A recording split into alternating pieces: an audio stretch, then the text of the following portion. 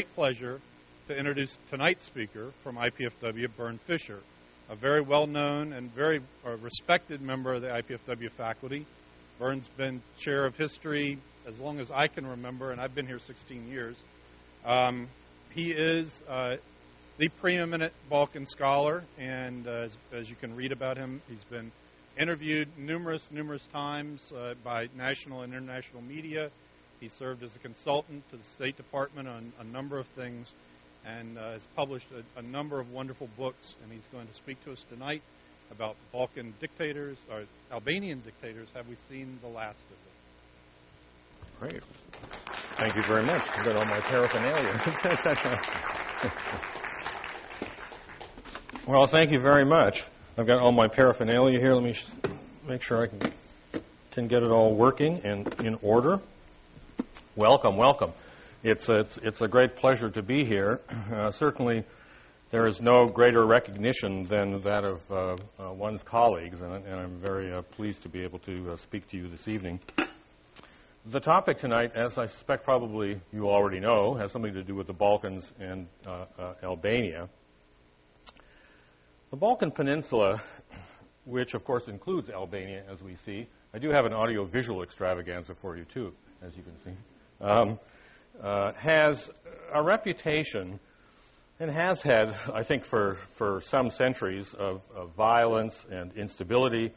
We've all heard of the Balkan Peninsula essentially being the powder keg of Europe, being responsible for World War I. More recently, we've heard of centuries of ethnic hatred. This was a theme that became prominent during the Clinton administration, and I think was in part responsible for a slow response in the 90s to a crisis there. Winston Churchill, in his usual colorful manner, suggested that the Balkan Peninsula has produced more history than it can consume locally, which I think is probably true to at least to a certain extent. There also, of course, seems to be a widely held impression that the Balkan Peninsula has a special penchant for political authoritarianism. And certainly in recent centuries, the Balkan Peninsula has experienced more than its share of strong men, from kings to communist-era tyrants to nationalist demagogues. And pessimists, even today, at least to a certain extent, still suggest that we've not seen the last of the likes of people like Slobodan Milosevic and Nicolae Ceausescu and Hoxha, who we'll talk a little bit more about today. These pessimists suggest that their political style is so thoroughly ingrained in the Balkans that it's difficult, if not impossible, to essentially remove it, and that their successors are essentially right around the corner and will soon drag the peninsula back into political darkness. Well, I'd like to deal with this question a little bit today and examine it in the context of Albanian leaders, Albanian strongmen, if you will, and talk about some of my personal favorites. King Zog, who ruled during the interwar period and was finally removed by Mussolini in 1939, Enver Hoxha, who was the communist-era dictator who ruled from 1945 all the way until his death until 1985, and the current Prime Minister, Sali Berisha, who would probably not appreciate being included in this group, but we'll talk about him anyway. Any discussion of this issue, it seems to me, must be seen in the context of history, which in this case will help us, or perhaps will help us do a number of things. One, it will help us determine, I think, the causes of the phenomenon of Albanian and to a certain extent Balkan strongmen. Secondly, I think it'll help us to understand why this era lasted so long, and to a certain extent why it is still with us today. And finally, it'll help us to, I think, deal with this issue of whether authoritarianism really is sort of a cultural inevitability in the Balkans or not. Well, let's start with sort of a brief, very brief overview of 20th century Balkan history then. In the post-World War I period, much of Europe, of course, began the new era in the midst of a great deal of hope. After all, the old sort of illiberal ruling class had been removed by the war and replaced by extended suffrage. Women were able to vote almost everywhere, except for Switzerland, which didn't allow women the right to vote until the 70s, but that's another issue. We'll talk about that later. Elements of populist democracy were introduced throughout the peninsula and indeed throughout Europe. New political parties were developed which came up with seemingly clear programs that generally included the establishment of full democracy, generally included the establishment of a market economy, ethnic inclusiveness, lots of early hope in the 1920s. Much of this early hope, however, was dashed as old and new political, social, economic problems proved essentially to be more enduring than the promise of the new age. And these difficulties essentially allowed ambitious leaders with a new narrative to emerge. They basically sort of represented themselves as saviors to the people, saviors to the nation, and saviors to the state. And they often, of course, were able to enlist the support of the military, and they were also helped by using popular fears of the other. In other words, establishing some context of extreme nationalism. And they ultimately were able, throughout the course of the 1930s, to basically sort of push the Balkans from some degree of sort of proto-democracy to authoritarianism, and then ultimately to some form of dictatorship. Now, the American scholar Ronald Winthrop, in a recent book on dictators, which for those of you who are keeping score is my sort of theoretical foundation here for the talk, defines several categories of dictators based upon a sort of interesting series of criteria. One is basically just sort of loyalty. The second one, repression. And for interwar strongmen, he argued, and I certainly would agree, that the strongmen really were low on both scales. In other words, low in terms of loyalty, also low in terms of repression. And the category that he coined was tin pot dictators. And I think it sort of fits to a certain extent, at least with some of the people that I'll be talking about. Now, the Albanian version of this phenomenon, in other words, sort of tin pot dictatorship, was King Zog. And here we have King Zog. I wrote a biography about him in the mists of the 1980s. An interesting individual on a whole bunch of different levels. He obviously had a real penchant for uniforms, and interestingly enough, this is Zog as king, but he had a uniform that looked almost the same when he was president, you know, with sort of gold epaulets when he was kept a lot of tailors very busy, apparently. He was the son of a minor tribal chieftain from northern Albania. He used his considerable political abilities as well as his ruthlessness to overwhelm his rivals and became first the prime minister and then very rapidly the president and then ultimately the king. And obviously there wasn't anywhere he could go from there, so he remained king until 1939. He stayed in power through coercion to a certain extent, through violence, through bribery. He borrowed large sums of money from Mussolini to keep his regime going.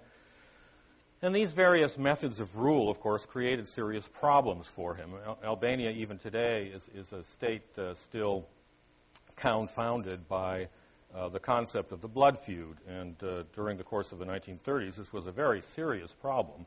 And on his way up, he essentially contracted probably about 600 blood feuds. You know, so there were 600 major families basically out to do him ill. There were any number of assassination attempts. Perhaps the most famous took place actually outside of the Opera House in Vienna in 1931, where he had just seen one of Puccini's operas. He was leaving by the back door, and about 4 or 5 assassins set upon him. Apparently not very good shots, however.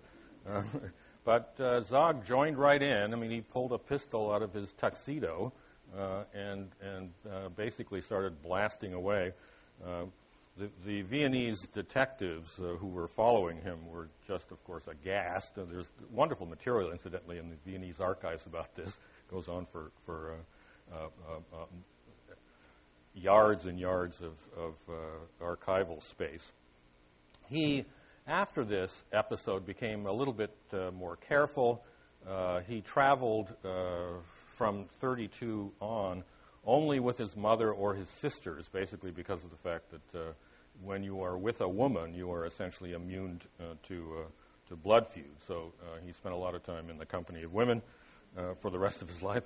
His mother, incidentally, who lived in the villa across from him, was the only person allowed to prepare his food, and it was sent to him in a locked box across the street. Zog ended up spending most of the rest of his time sort of shut away in his overheated office chain-smoking cigarettes, which I guess constitute the wages of blood feuds. And Mussolini, of course, ultimately also demanded something for his money, and that included first influence, and then ultimately, when Mussolini decided in 1939 that influence wasn't going to do it, he ultimately was responsible for Mussolini's ouster. Now, the evaluations of Zog vary rather widely. His wife, Geraldine, described him to me as the 20th century Napoleon, only taller, of course. Let's see. Well, here is Zog, incidentally, with his family, his mother and his sisters. This is for you, Georgia.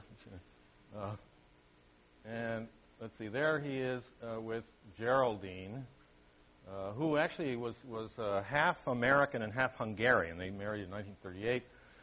She remained queen in Albania for only about a year before Zog was thrown out. There I am, actually, with Geraldine. She, in the early 80s, invited me to spend a couple of weeks with her in her villa on the Costa del Sol in Spain. And so I conducted interviews. Lovely woman. She did have a penchant for drinking martinis in the morning, though, which I think. But quite the linguist, and someone who, of course, had a rather positive image of her husband and his political abilities. Others were perhaps not quite so kind. Victor Emmanuel of Italy, who actually became king of Albania after Zog's ouster, called him simply the better bandit, which I thought fit perhaps better than Napoleon. In any case, there certainly was a lot to be criticized in terms of Zog, particularly after he became king. He really was better at political intrigue, I think, than in terms of constructive policy. Once he became king, he became rather complacent and a little mentally sloppy. Still capable of determined and obstinate action, I would suggest, but no longer capable of thoughtful considerations of ways and means to deal with the resulting difficulties. Much of the problem, I think, was because of the fact that his regime was so thoroughly personal. And all of these regimes, as we'll see, are personal to the extent that institutions really don't make that much difference.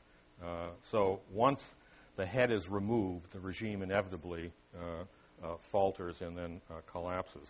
At the worst of times, Zog resembled a small-sized, extravagant, indolent Oriental potentate surrounded by hangers-on who basically sort of lived off of him and whom he really was unable to shake off. He was not a particularly good judge of character. He tended to be loyal to a fault and kept people long after they demonstrated that they were a serious detriment.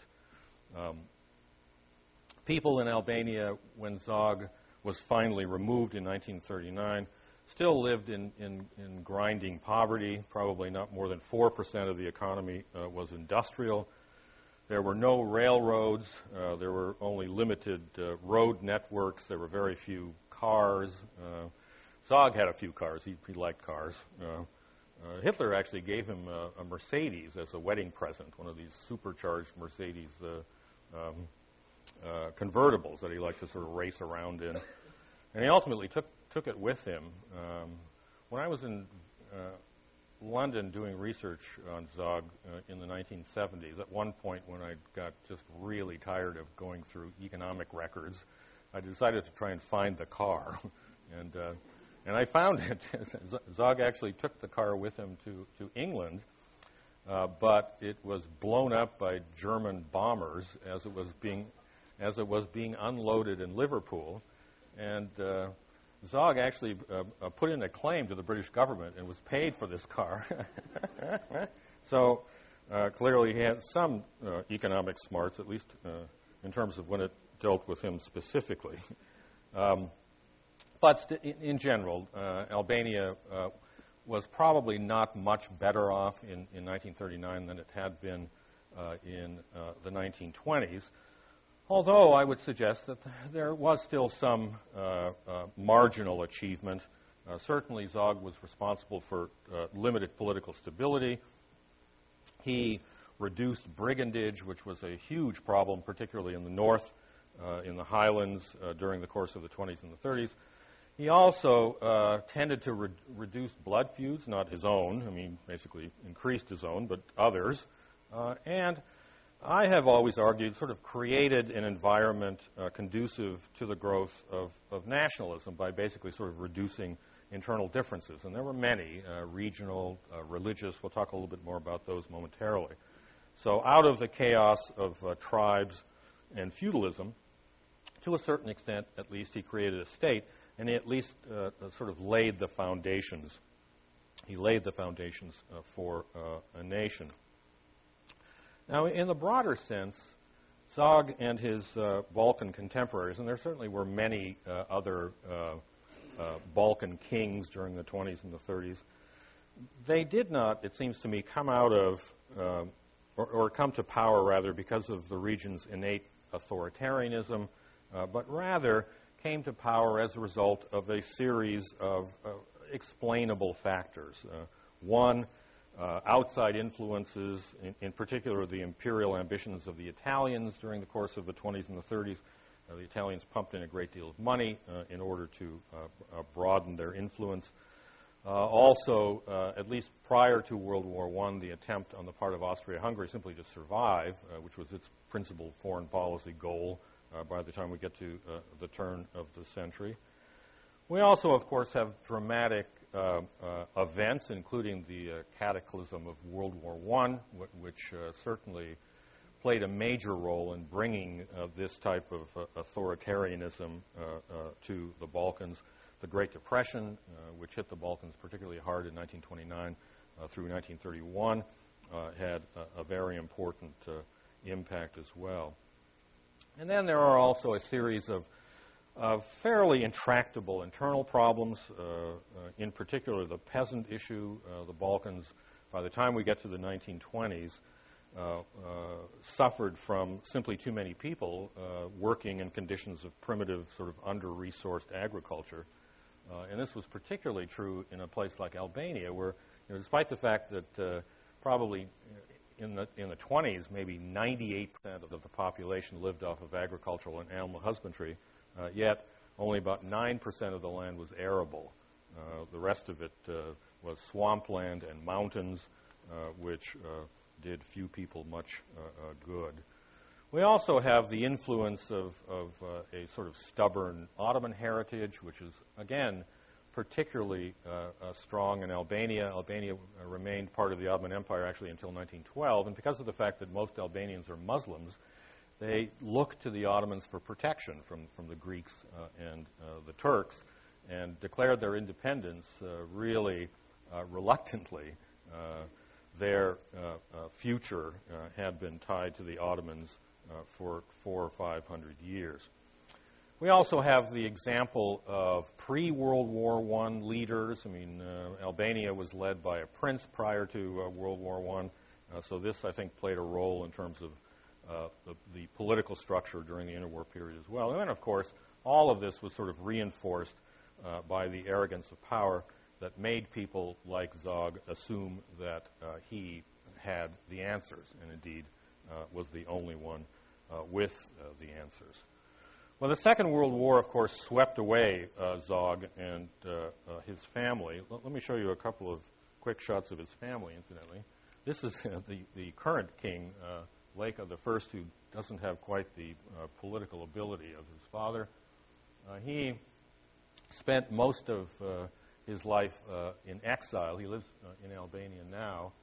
He was 1 day old when his family was forced to flee Albania.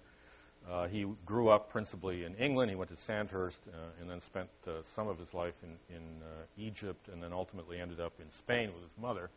But with the death of Franco, because of the fact that Leka made his living principally by running guns, he was asked to leave and ended up in South Africa, where he was apparently allowed to continue his chosen profession.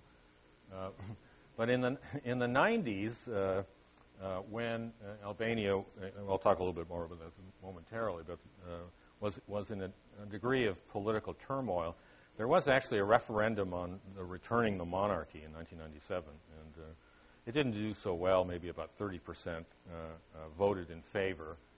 Leka decided to question the results of the ballot, and so this is a campaign demonstration. Leka, of course, dressed up in khaki with grenades clipped to his belt and accessorized by pearl-handled revolvers. I don't know if we can see them very well, but they're there.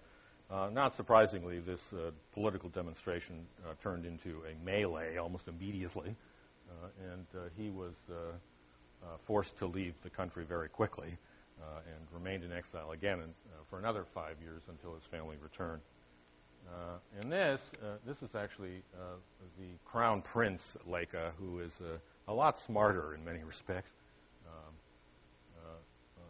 and me with the same jacket, incidentally.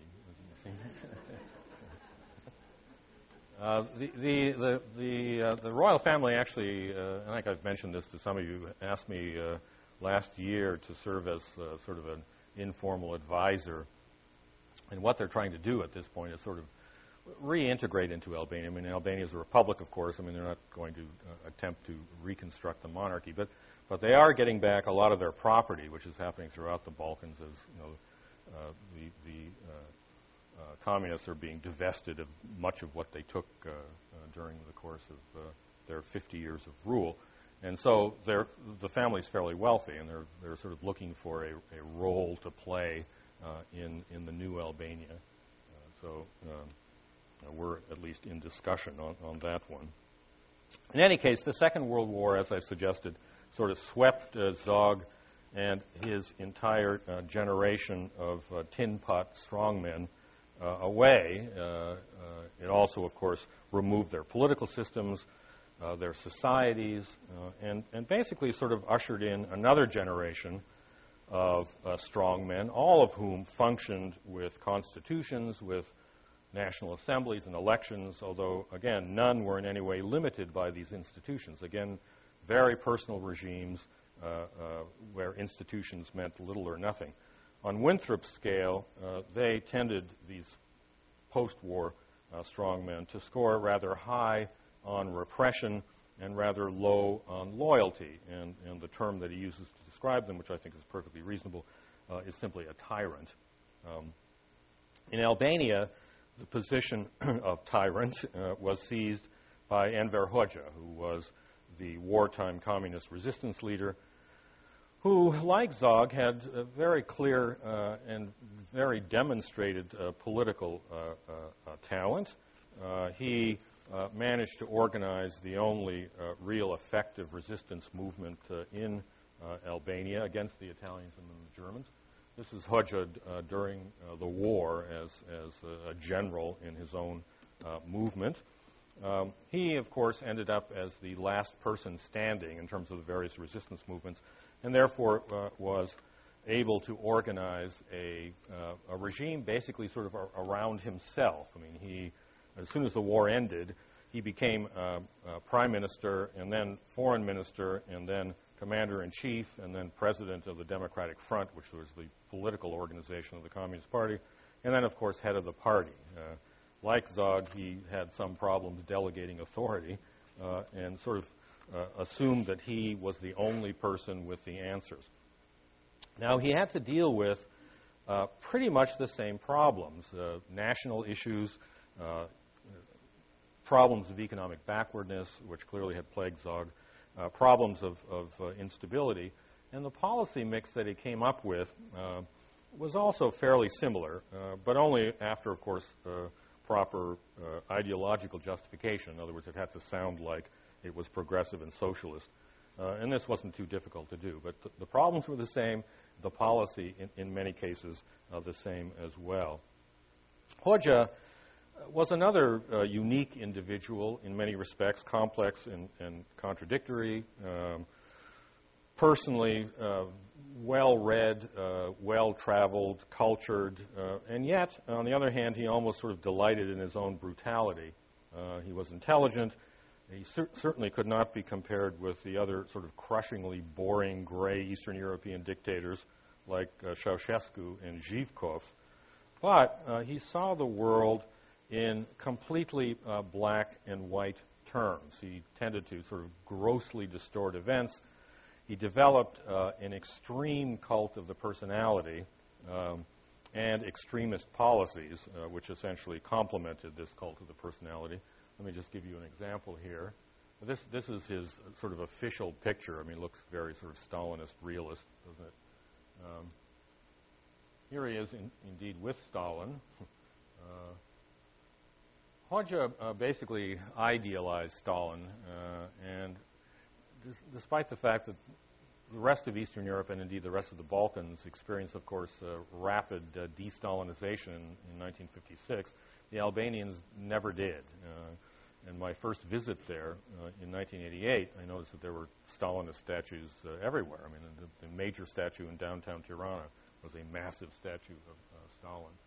So he spent, he wrote actually a great many books, which is, they've sort of plagued me in my research, about 80 volumes altogether.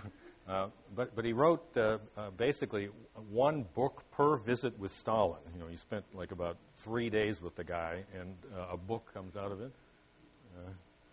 Here is the extent of his cult of the personality. Huge statues. The gold one that I just showed you was the principal statue of Hoxha in downtown Tirana. I'll get back to that in a moment. So extremism, I think, was sort of the order of the day in many respects. His policies certainly have to be considered extreme. Perhaps the best example was essentially outlawing religion in 1967. He declared Albania to be the only atheist state in the world, and came up with all sorts of interesting institutions to replace the religious ones, like museums of atheism. I went to go visit one of these once. Curious place. They were basically the sort of contemporary paintings of Christians repressing peasants. I'm not sure what happened to these things after the collapse of communism. Mosques and churches were all shut except for a few with historical significance, like the great Ethembay Mosque in downtown Tirana, which I'll show you later as well. It did also have some interesting impact on the daily lives of people, including the fact that parents had to come up with new non-religious names for their children, which is, when you think about it, is really difficult to do. So lots of people were named after rivers and mountains, and some of my friends, God bless them, I'm sorry for them, have been saddled with the name Maren Glen. I think I know about 3 or 4 Maren Glens, which is basically a combination of Marx, Engels, and Lenin. Maren Glen. The state that he created has been described as sort of a collage of fantasies. And actually, one of my favorite descriptions is that Albania is described as the sort of place that would make surrealists weep with joy. But certainly it was a brutal fantasy. It was a state of siege. He basically held on to power by identifying enemies, and ultimately everyone was the enemy. Certainly all the surrounding states, and of course there were the internal enemies, but the Soviet Union and the United States were at the head of the list. And this basically resulted in a level of isolation certainly unique in the world. Albania today remains scarred by the physical monuments of Hoxha's paranoia, aside from the usual command socialist architecture, which, again, I'll show you a couple examples of momentarily. There is socialist realist statuary like this one with graffiti now, of course. And also, and this is unique in Albania, hundreds of thousands of concrete bunkers built in the 1970s to basically sort of deter the ever-increasing list of enemies. Hoxha was always paranoid about a traditional military, and as a result, he organized a militia and trained everyone. And everyone spent time in these hundreds of thousands of bunkers. He also came up with bizarre additions to this sort of homemade self-defense system. One of my favorites is he had the young pioneers climb up to the tops of trees and sort of rope iron spikes to them. And the idea was that this would inhibit parachutists from who might have avoided the bunker system from doing damage to the country. I think I've got a couple. There's one, and there's a large one. There's me, of course, pointing to the enemy, incidentally. But these bunkers, there are massive ones for giant artillery pieces. There are small ones for like two people with a rifle. They're slowly being removed. But when I first went to Albania in the 1980s, it was almost impossible to travel for more than maybe a mile without running into these bunkers. Now, the ones that still exist, the bigger ones, one often finds have been turned into restaurants. I mean, they're very cool in the summertime, of course. Most of the smaller ones have just been turned into toilets, which is a bit of a problem, too. But the resources expended on this, as one might imagine, was just vast. I mean, we're talking about maybe 700,000 to 800,000 bunkers throughout the country. Albania had a population in the 80s of a little less than 3 million people, so it was basically one bunker for every 3 people. The previous president of Albania, who I got to know a little bit, we worked on a project together, was actually the bunker builder. He was the deputy minister of defense for years during the 70s, and he would go on nostalgically about the bunkers ad nauseum, not recognizing, I think, that the rest of the planet thinks this is just a little bit odd. Hoxha's internal policies were punctuated by constant bloody purges, which impacted Albanians at all levels, from the level of the peasantry to the level of the Politburo. Again, to give you an idea, all 7 ministers of the interior under Hoxha were ultimately purged as foreign agents and shot. So this was not a position that people lined up for after a while. Hoxha's continually shrinking inner circle came down ultimately to several dozen people bound together by traditional ties of family and clan, and of course ultimately their common complicity in murderous purges. About 3 weeks ago, Albania actually didn't celebrate but noted the 25th anniversary of Hoxha's death, and of course there was much television activity. A whole series of old Politburo members were sort of dug up to make comments about what it was like to be in the ruling circle and what it was like to be with Hoxha. And I watched one of these, and I think the television commentator, expected something like, well, we got to travel and we got all these great perks. And the guy just sat there for a moment and said that the one thing that he remembers was just the fear, constant every day. So no one was safe. It was insecurity from the top to the bottom. But again, like with Zog, there certainly were some achievements. I mean, Hoxha did much to bring health care to remote villages. He certainly did a good deal to emphasize education and ultimately did away with the astoundingly high illiteracy rate. I mean, illiteracy in 1939 in Albania was probably about 85 to 90%. By the time we get to the 60s, it had pretty much been eradicated. But again, these are, Albanian communist figures, so we have to take them with a little bit of salt, certainly. But most commentators suggest that with regard to illiteracy, they're at least pretty much accurate.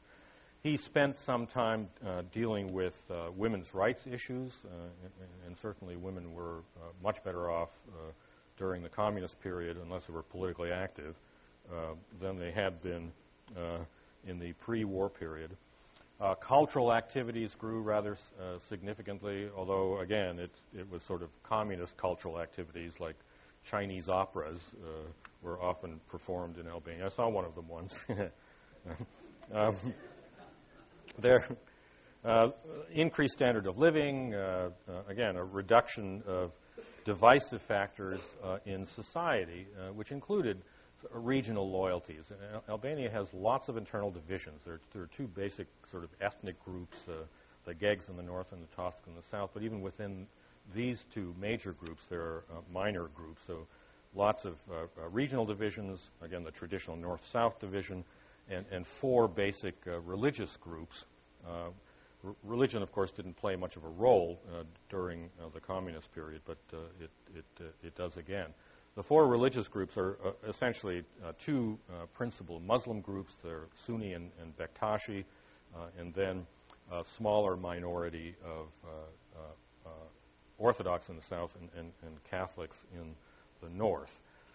All of this, however, all of these achievements were, I would argue, to a certain extent offset by rigid ideological conformity, by the extreme isolation that these policies resulted in, and by the horrific legacy of terror, which will remain, I think, with Hoxha. Hoxha's successor, one of the smarter members of the Politburo, Ramaz Alia, laid him to rest when he died in 1985, and actually ruled as his successor until 1992. When he buried Hoxha, he basically neglected, or actually purposely didn't put a date on his tomb, arguing that such a man could never die, which unfortunately I think to a certain extent is true in Albania. It is still today profoundly scarred psychologically, I think, by his political and social legacy, all of which has made Albania's transition from command socialism to, again, a market-oriented democracy probably the most difficult in all of Eastern Europe.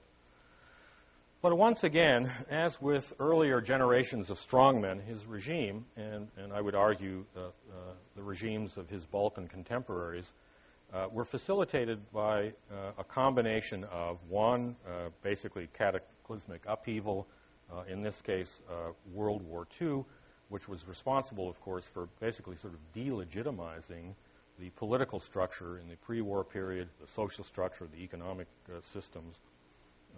Secondly, internal forces, of course, were still very much at play. And in the Balkans during the post-war period, it was principally the Soviet Union. But for Albania, ever paranoid of too many political alliances, the Albanians ended up with the Chinese. Initially, it was the Yugoslavs, then the Russians until the 1960s, and then the Chinese. And Hoxha, of course, liked to boast that we and the Chinese, we make 1 billion people, which is true. But there again, a good deal of exterior involvement in domestic Balkan politics. And, of course, domestic conditions, as I've suggested, Hoxha dealt with a situation pretty similar to that which Zog had dealt. And then, of course, once again, the ambitions of these new saviors of the nation. They all, of course, tended to rule through fear of security services, the fear of the other, inspired by extreme nationalism.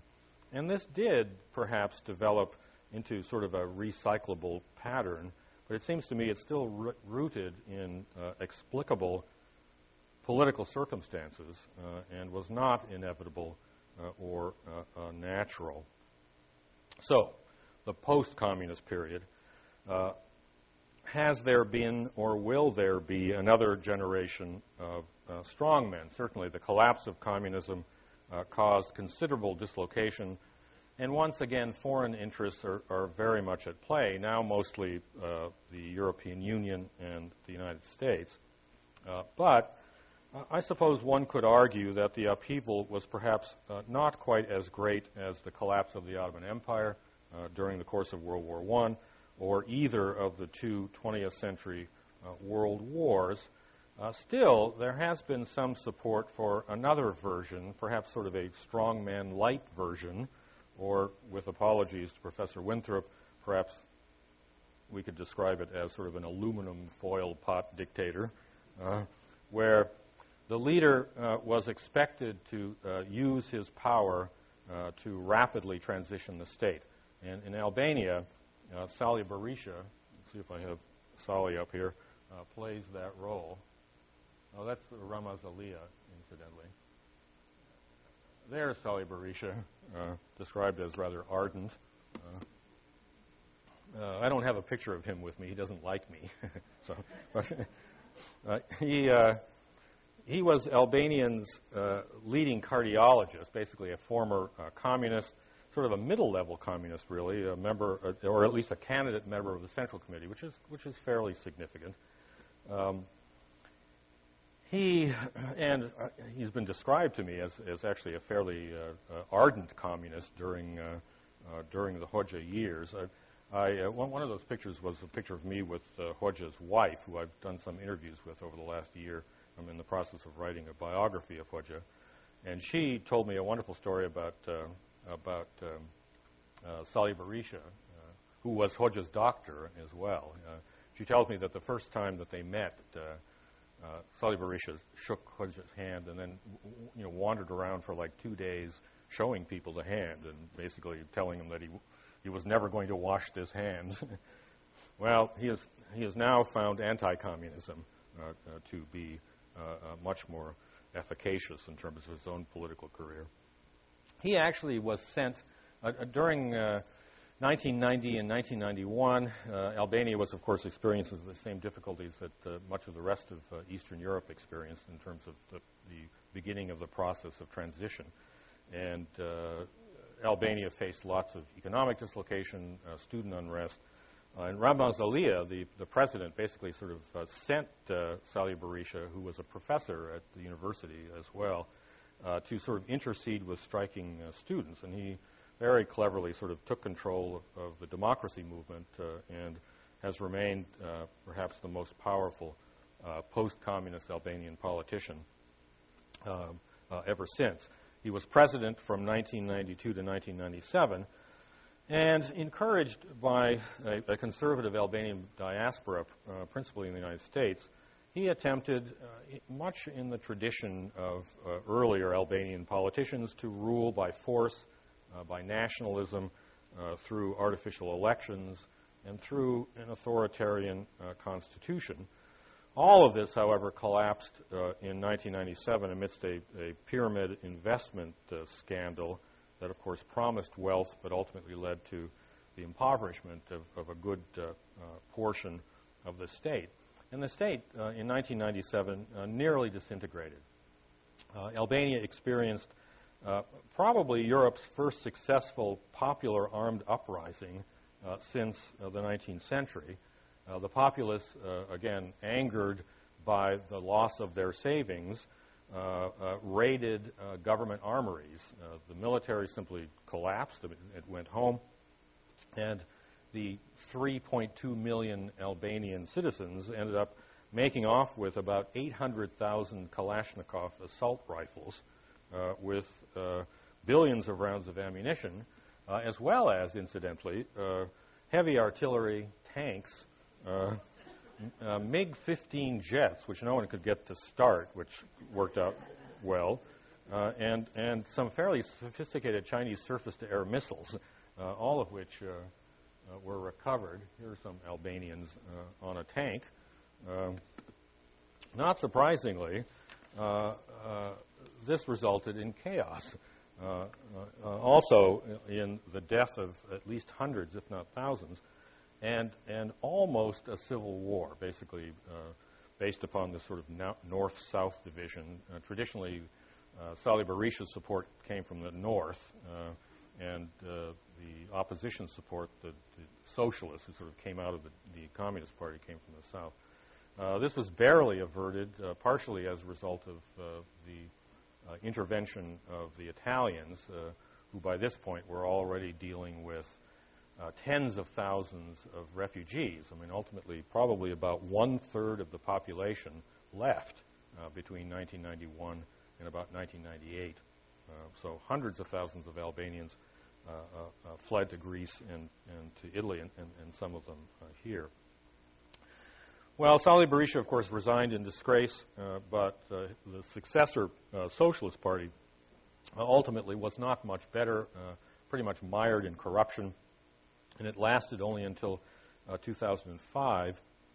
And in 2005, Salih Berisha was resurrected, the new Salih, we were told. And certainly he has since then been much less brutal, more democratic, although even today I would argue that democracy is incomplete and the rule of law has certainly yet to be established.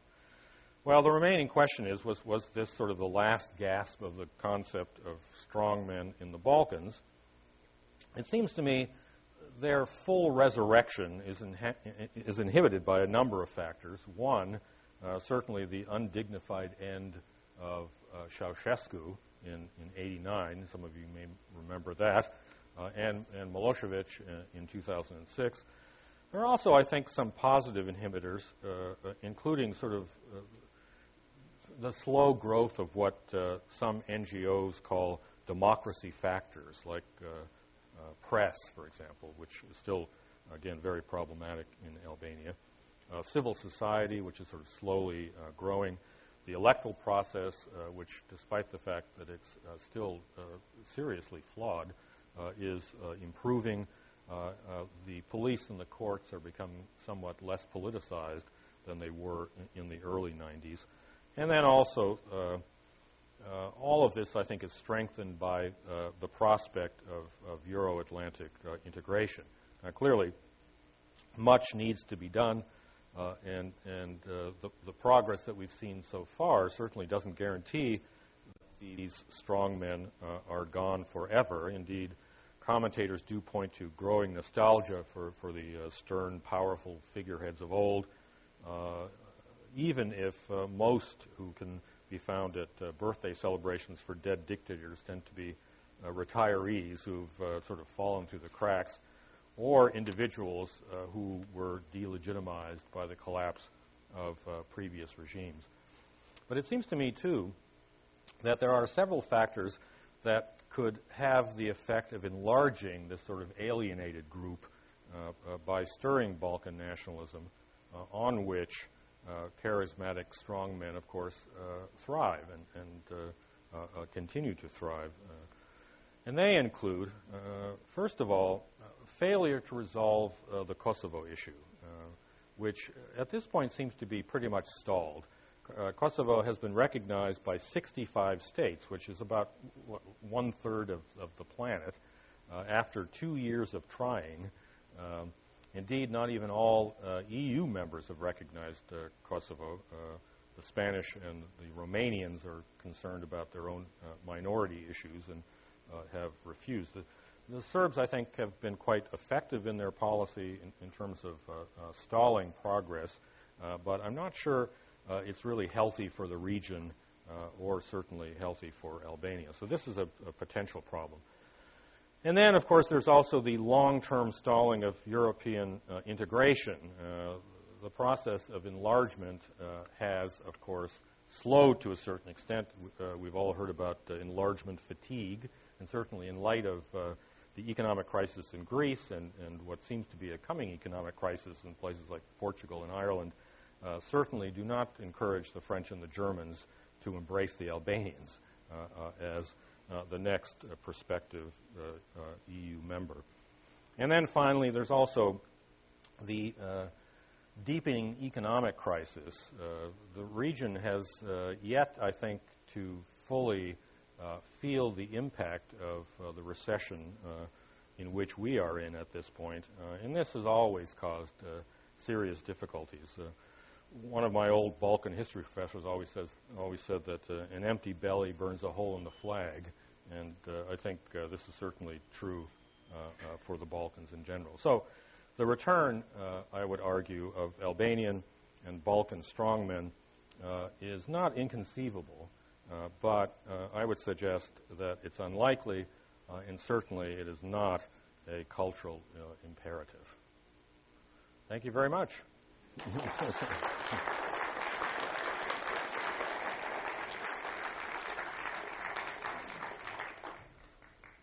I do have just a couple of more slides here to show you, give you an idea of what some of Albania looks like. This is basically downtown Tirana, and a fine example of sort of Stalinist architecture produced mostly during the Hoxha regime. This picture was taken in the 1980s and 88. As you can see, there's not one car, basically because of the fact that cars were actually outlawed. There were only about 2,000 cars in the country in 1988. And then in 1990, when the restriction was lifted, in a matter of 6 months, the Albanians imported 180,000 used cars, mostly from Italy, but also from Germany. Many of them were stolen. I mean, there was a great sort of fake travel poster in Albania. Showed a picture of Albania and said, "Come to Albania. We have your car here waiting for you." but it did. It created a lot of trouble, basically, of course, because there was no infrastructure. I mean, there were no driving schools. People had no idea how to drive these things. There were no gas stations. There was no repair facilities. There were no roads. So an interesting 8 or 9 months. Again, this is downtown Tirana. Here's a nice, this is actually a picture that I took in 1988 from my hotel room window of that wonderful bust of Hoxha that I showed you here. It's about 3 times actual size, and it was ultimately torn down in 1991, and the protesters were sort of surprised to discover that it was made up of something similar to like paper mache. I mean, this thing just sort of exploded. Perhaps a statement on the regime. This is what the same square looks like today, after the importation of 180,000 cars. And this is actually some of the countryside. A remarkably beautiful country with a very Turkish architecture, of course, everywhere. Lots of mosques and traditional sort of overhanging Turkish buildings. This is Girocastro. This is actually where Hoxha was born, and there was a shrine to him there, of course, until his removal. Incidentally, Hoxha himself was dug up too in 1990, removed from the martyrs' cemetery and reburied in a small suburban cemetery. This is Saranda. Wonderful beaches on the Adriatic coast. Anyway, I have more, but I can show you later. I think we're running out of time. But questions, if anyone has any. Well, one of the honors that I failed to mention is that Professor Fischer holds the distinction of probably being the only IPFW professor that will ever be elected to the Academy of Sciences of Albania. And that's probably true. In addition to that great honor, we have a plaque for him, and I'm happy to present it to him. Well, thank you very much. Excellent. Thank you. Do I still have a couple of minutes for questions? Yeah, absolutely. Okay, great. I do have some time for questions. The punch is waiting. Pardon me? Oh, no. Right. No, there was lots of public transportation. So they had buses that transported people between the major towns and cities. In the villages, they had horses and carts. Absolutely. People who worked in downtown Tirana had bicycles, and they used buses. There was one railroad line, which basically went from the harbor, from Durrës to the capital of Tirana, but they used these old Czech trains, which weren't all that particularly effective. And the railroad line was basically destroyed in 1995, and they're trying to resurrect it now. But public transportation was basically sort of available, although, it wasn't easy for people to move around much, and they really didn't. It required permission if you wanted to leave the village to come to the city. So mobility was not frequent, certainly. David? What type of education system do they have there? Do people leave the country for higher education? Do they have public schools up to like age 12, 13, 14, 15? Now or then? I mean, now there's one university in Albania. Actually, it wasn't founded until 1957. It was named, of course, after Enver Hoxha, but now it's just called the University of Tirana. But since the collapse of communism, a whole series of private universities have opened up. A lot of this, unfortunately, is basically for purposes of money laundering, and it works reasonably well. I mean, there are probably like 30 private universities in Tirana. They do actually give out law degrees, luckily not medical degrees, and they're very expensive. They're basically for the upper middle class. But lots of students are now going abroad for education, and certainly Albania has been sort of a target for the EU in terms of scholarships for Albanian students to European universities. There are lots of Albanian graduate students in the United States now over the last couple of years. The rest of the educational system, I would suggest, is pretty much in crisis, basically because of the fact that there isn't enough money being spent. And as the population increases, for example, Tirana, which when I was there in 1988 had a population of maybe 200,000, it now has a population of 900,000. And not one new high school has been built since 1990. So clearly there are serious problems. Yeah, Mark. How were the borders of Albania determined in 1912? Well, actually, they weren't determined until 1926. It sort of resulted from a conference in London, and the British and the Italians were the principal participants. The Yugoslavs actually occupied Albanian territory until about 1921, and finally they were convinced to leave by a series of major powers. But it was a major conference. Is there anything normal or natural or rational about them? Yeah, I mean, the rivers and mountains. I think the borders, to a certain extent, made little sense in terms of things like economics, because the people in the mountains had their markets cut off, in Kosovo, for example, which really sort of impoverished a good deal of northern Albania. But yeah, I mean, the physical features were used certainly more than ethnicity, because when Albania was finally formed as a state and its borders delineated in 1926, probably 50% of all Albanian-speaking peoples were outside of Albania. And this is principally because Albania didn't have a major power supporter. Like the Yugoslavs had the French, the Greeks had the British. So what they wanted generally trumped what made sense in terms of Albanian ethnicity, which is one of the reasons why, I think the Albanian problem in the Balkans is probably the last major remaining problem. I mean, there are, Kosovo is made up of 2.5 million Albanians, and there are probably 400,000 Albanians in Macedonia, at least 60,000 Albanians in Montenegro. And although I don't think there's a real strong, greater Albania movement, clearly these communities are concerned with each other's welfare. Other questions? Do you think Albania fits the model of a failed state? I don't think so at this point. I mean, it does actually have a growth rate of like about 6%. But, again, we have to keep in mind that it started from down here. So 6% of nothing isn't that difficult to achieve.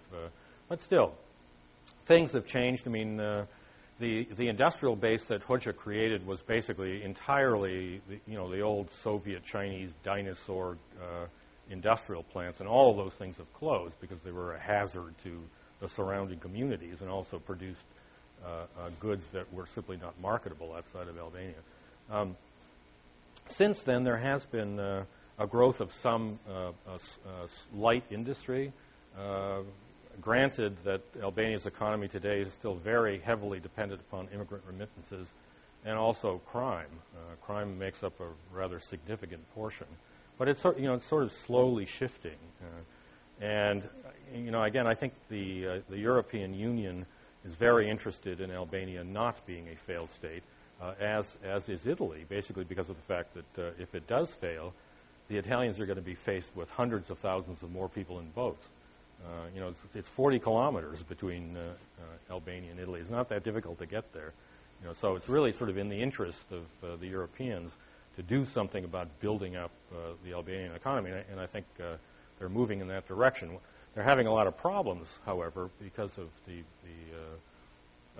corrupt nature of the political structure.